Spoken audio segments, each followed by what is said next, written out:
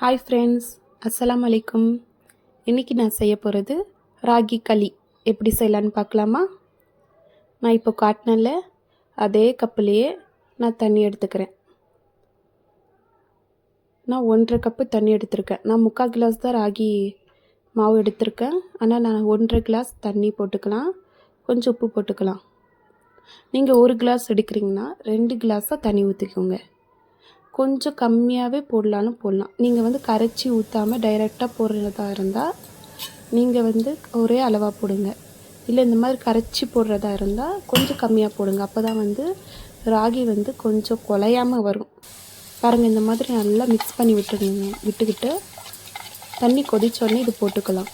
இந்த மாதிரி ஏன் செய்கிறதுனாலனா கொஞ்சம் ஈஸியாக இருக்கும், கட்டி இல்லாமல் இருக்கும். பிகினர்ஸ்க்கெல்லாம் கட்டி இல்லாமல் வரும். எனக்கு ஃபஸ்ட்டு ராகி கிண்டுறதுக்கே தெரியாது. மேரேஜ்க்கு அப்புறம் இங்கே வந்தால் எங்கள் அத்தை இவர் எல்லோரும் ராகி கேட்பாங்க, ராகி களி. எனக்கு வரவே வராது. நான் 2-3 தாட்டி ட்ரை பண்ணிவிட்டு நாலாவது 5வது தாட்டி தான் எனக்கு நல்லாவே வந்துச்சு. இப்போ பாருங்கள், நான் அந்த ராகி மாவும் எடுத்து போட்டாச்சு.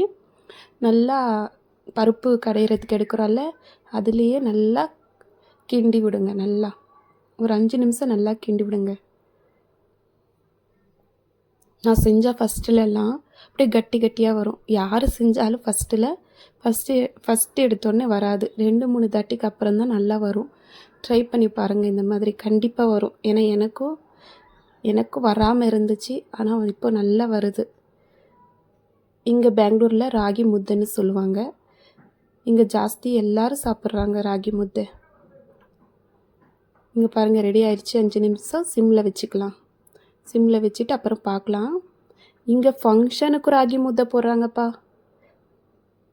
நான் ஒரு ஃபங்க்ஷனுக்கு போயிருந்தேன். அங்கே ராகி முத்தை வீட்டு ஃபங்க்ஷனுக்கு தான் போயிருந்தேன். இப்போ பாருங்கள், ரெடி ஆயிடுச்சு. ராகி முத்தை ரெடி ஆயிடுச்சு.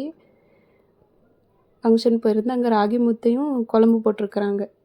எனக்கு ஷாக்கு. இவர்கிட்ட கேட்டால் இல்லை, இங்கே எல்லாம் இந்த ஊர் சைடுலலாம் போடுறது தான் அப்படின்னு சொல்கிறாரு. இப்போ பாருங்கள், ராகி முத்தை ரெடி ஆயிடுச்சு.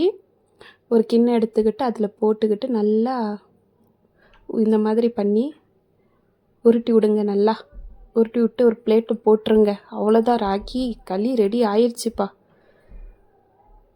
யாருக்கெல்லாம் வராமல் இருக்கோ எல்லாத்துக்கும் வந்துடும். ட்ரை பண்ணி பாருங்கள். நான் இன்றைக்கி செஞ்சது பருப்பு குழம்பு தான் செஞ்சேன். அவருக்கு தான் செஞ்சேன். நான் ஜாஸ்தி சாப்பிட்றதில்ல, கொஞ்சமாக சாப்பிடுவேன், அவ்வளோதான்.